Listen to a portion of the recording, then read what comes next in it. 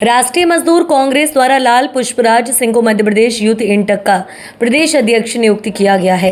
प्रदेश अध्यक्ष नियुक्त होने के बाद लाल पुष्पराज सिंह ने प्रेस कॉन्फ्रेंस की। उन्होंने प्रेस कॉन्फ्रेंस कर बताया कि केंद्र की मोदी सरकार ने 44 श्रम कानून को बदलकर 4 मजदूर कोड लेकर आई है। किसी कानून की आड़ में श्रमिकों को दिए हुए अधिकारों पर डकैती डालने का प्रयास भी किया गया। जहां पहले ड्यूटी का समय 8 घंटे हुआ करता था, अब 12 घंटे कर दिया गया है। दरअसल आपको बता दें कि और इसी प्रकार यूनियन बनने, हड़ताल करने, अपने अधिकारों के लिए संघर्ष करने संबंधित कानून को भी बदलकर जटिल कर दिया गया है। आज की भाजपा की यह सरकार केवल पूंजीपतियों के लिए काम कर रही है। मध्य प्रदेश में अदानी, रिलायंस, जेपी, हिंडाल्को सहित अन्य कंपनियां कार्यरत हैं और इन्हें बीजेपी सरकार का खुला संरक्षण प्राप्त है। इन कंपनियों में मजदूरों का भरपूर शोषण हो रहा है। इन सब के खिलाफ मजदूरों की लड़ाई लड़ने के लिए यूथ इंटक सरकार के खिलाफ मोर्चा खोलने जा रही है। पत्रकार साथियों को मेरा नमस्कार। मैं लाल पुष्पराज सिंह, मुझे राष्ट्रीय मजदूर कांग्रेस यूथ में मध्य प्रदेश का प्रदेश अध्यक्ष, इंटक के राष्ट्रीय अध्यक्ष डॉक्टर जी संजीवा रेड्डी साहब ने प्रभार दिया है और पूरे मध्य प्रदेश में कामगार साथियों की स्थिति अत्यंत दयनीय है। काफ़ी शोषण हो रहा है। सरकार द्वारा जो उनको सुविधाएं मिलनी चाहिए थी वो नहीं मिल पा रही हैं। इन्हीं सब को लेकर के जो राष्ट्रीय इंटक की परिकल्पना थी कि मध्य प्रदेश में यूथ इंटक को मजबूत किया जाए और पूरे प्रदेश में यूथ इंटक की विंग का गठन किया जाए। यह यूथ इंटक प्रत्येक जिले में जिला स्तर, ब्लॉक स्तर, मंडल स्तर, सेक्टर स्तर से लेके बूथ स्तर तक की कमेटियां बनाएंगी और प्रत्येक जिले में श्रमिकों के जो शोषण हो रहे हैं, चाहे वह मनरेगा में काम करने वाले श्रमिक हों, किसान भाई हों, या विस्थापन की समस्या हो, या ठेला से लेकर के दुकानदारों में काम करने वाले श्रमिक भाई हों, उनके साथ जो जाति हो रही है, जो सरकार ने उनको अधिकार दिए हैं, जो न्यूनतम मजदूरी तय किया है, जो पीएफ, बोनस, पेंशन इत्यादि की समस्याएं हैं, वो ग्राउंड लेवल तक नहीं पहुंच पा रही हैं, केवल कागजों में सीमित रह जा रही हैं। इसलिए आवश्यकता है पूरे मध्य प्रदेश में यूथ इंटक को मजबूत करने के लिए। इस संबंध में हम लोगों ने काम चालू कर दिया है। आपके माध्यम से पूरे प्रदेश में हम यह बताना चाहते हैं कि सरकार, चाहे वह शासकीय क्षेत्र हो, अर्धशासकीय क्षेत्र हो अथवा निजी उद्योगों में जो काम कर रहे साथी हैं, वहाँ पर उनका काफ़ी शोषण हो रहा है। उदाहरण के लिए मैं बताऊं कि पूरे प्रदेश में ऑर्गेनाइजिंग सेक्टर में तो कुछ हद तक सही है, क्योंकि वहाँ पे सेंट्रल गवर्नमेंट की व्यवस्थाएं हैं और वहाँ पे जो है तमाम तरह के कानूनों का पालन हो रहा है। अभी जो कांग्रेस की सरकारों ने, चाहे वह केंद्र में रही हो या राज्य में रही हो, श्रमिकों के लिए हमेशा कानूनों का, अच्छे कानूनों का समावेश किया है। 44 श्रम कानून हमारे पूर्व प्रधानमंत्री पंडित जवाहरलाल नेहरू रहे हों या श्रीमती इंदिरा गांधी जी रही हों, उनके कार्यकाल में 44 श्रम कानून बनाए गए और जो निजी क्षेत्र में काम कर रहे मजदूरों का शोषण हो रहा था, उनको बराबरी का अधिकार देने के लिए, उनको समान काम का समान वेतन देने के लिए, सामाजिक सुरक्षा प्रदान करने के लिए, उन्हें तमाम निजी कंपनियों को उसका राष्ट्रीयकरण करके 70 से 77 तक के दौर में राष्ट्रीयकरण का काम हुआ और पब्लिक सेक्टर का गठन हुआ।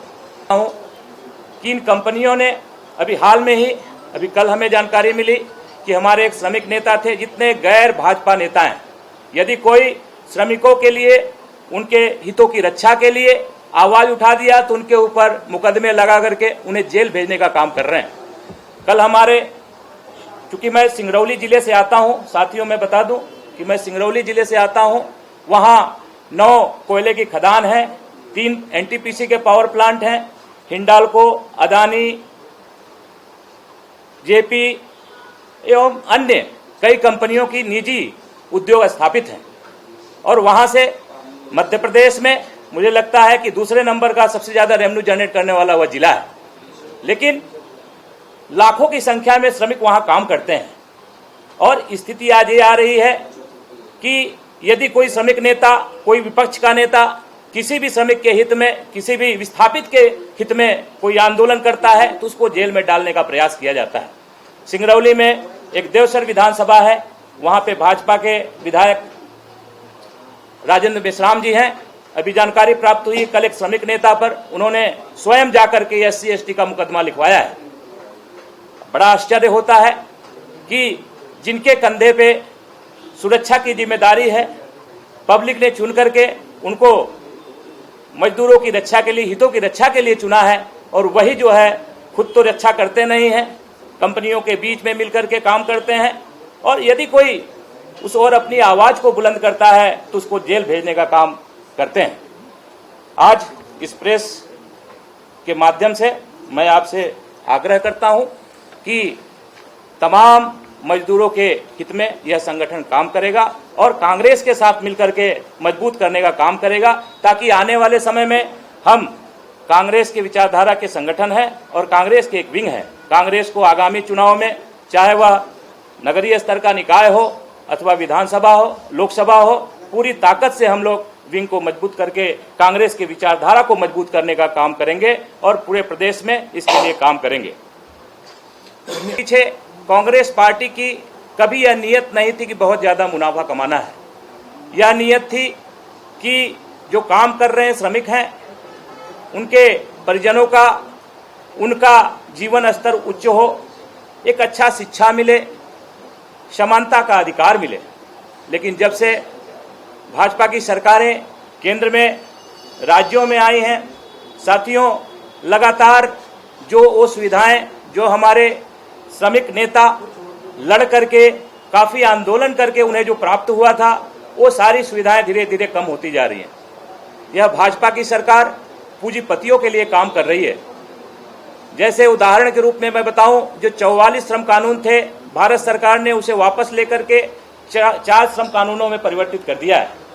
उसके नतीजे, जहां श्रमिकों को 8 घंटे काम करना पड़ता था, आज वह अवधि बढ़ा करके 12 घंटे कर दी गई। जहां अपने अधिकारों को प्रोटेस्ट करने के लिए, विरोध करने के लिए तमाम तरह के कानून बने हुए थे, उन कानूनों के माध्यम से हम हड़ताल की नोटिसें देते थे, हम जो है आंदोलन करने के लिए प्रबंधन को बाध्य करते थे, दबाव बनाते थे और अपनी मांगों को, जो जायज मांगे थी, उसके लिए लड़ाई लड़ते थे। आज यह जो 4 श्रम कानून परिवर्तित हुए हैं, इन सबके माध्यम से पूंजीपतियों और उनके घरानों की जो कंपनियां मध्य प्रदेश में, चाहे वो अदानी जी की कंपनी हो, अदानी जी APMDC जो सिंगरौली में मौजूद है, वहाँ पे कोयला खनन के काम कर रहे हैं, वहाँ पे कई माइनिंग की लीज रखा है, उनको सोने की खदानें भी आवंटित हुई है। उसी प्रकार से रिलायंस की कोल हैं, पावर हैं, JP की हैं, कोल पावर स्टील, हिंडाल्को की हैं। ये पूरे प्रदेश में तमाम जो औद्योगिक घराने हैं, उनको लाभ देने के लिए, ताकि उनको कम से कम मजदूरी में उनका काम हो जाए, उनको ज़्यादा से ज़्यादा लाभ हो, तो केवल उनका दृष्टिकोण है कि हम इन तमाम सुविधाओं से वंचित करते हुए केवल काम कराएं और ज़्यादा से ज़्यादा मुनाफा इन कंपनियों को दिलवाएं। इसलिए आज आवश्यकता है इन तमाम सेक्टरों में काम करने की, संगठन को मजबूत करने की, और हम लोगों ने यह विचार किया है, यह रणनीति बनाया है कि इन तमाम सेक्टरों में हम लोग काम करने के पश्चात एक मजबूत टीम का गठन करेंगे और यहाँ पर भी यूनियनें तैयार करेंगे।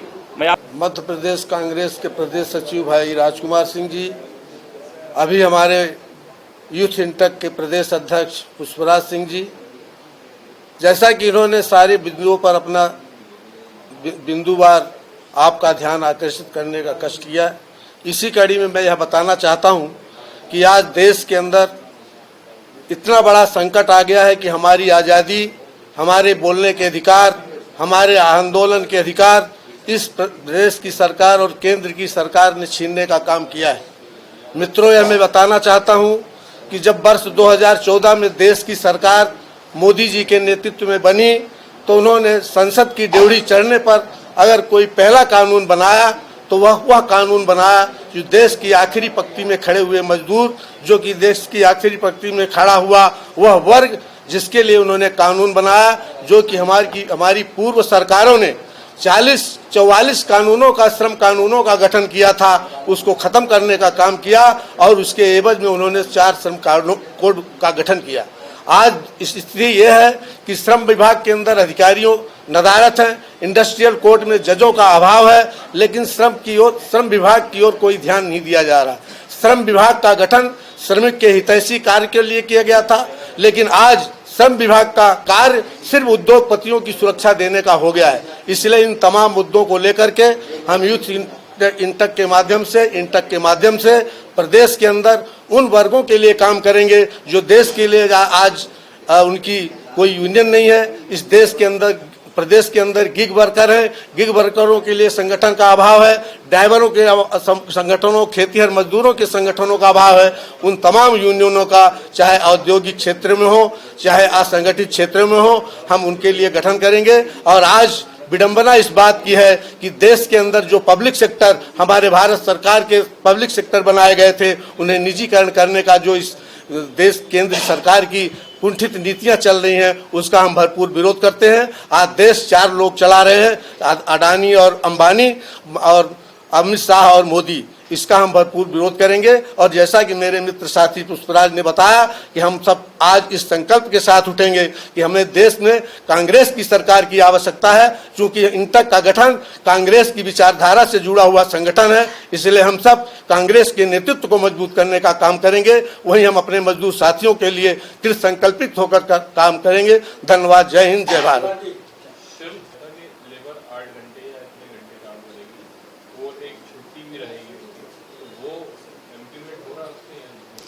अभी मध्य प्रदेश के अंदर सर्वप्रथम तो मैं आपको बताना चाहूंगा कि श्रम कानून कोड 4 बनने के बाद कई वर्षों तक उसका प्रभावशील नहीं किया गया। अभी उन्होंने किया है तो सिर्फ कार्य के घंटों को बढ़ाने का काम किया है। जहां 8 घंटे मजदूर काम करते थे, वहां आज 12 घंटे की काम की प्रक्रिया चालू हो चुकी है। जहां 100 मजदूरों पर कानून बनता था, आज उन्होंने वहां 300 मजदूरों पर कानून का गठन कर दिया है। टोटल वो 4 श्रम कोड जो भी बनाए गए हैं वो उद्योगपतियों के लिए, पूंजीपतियों के लिए, उनके लिए ही बनाया गया है। मजदूरों का इसमें कोई हित संरक्षण नहीं है। मित्रों, हमारे साथ उपस्थित इस पत्रकार वार्ता में मध्य प्रदेश इंटक के युवा शाखा के अध्यक्ष आदरणीय लालजी सिंह जी, पुष्पराज सिंह जी, रामराज तिवारी जी, इंटक के महासचिव, मध्य प्रदेश कांग्रेस कमेटी के सचिव आदरणीय राजकुमार जी, प्रवक्ता साथी भाई प्रवीण दोहलपुरे जी। साथियों, आज एक महत्वपूर्ण विषय पे पुष्पराज सिंह जी की पत्रकार वार्ता का आयोजन किया गया है, इसीलिए आप लोगों को आमंत्रित किया गया है। आदरणीय पुष्पराज जी एक महत्वपूर्ण प्रेस वार्ता को संबोधित करेंगे। आदरणीय पुष्पराज सिंह जी।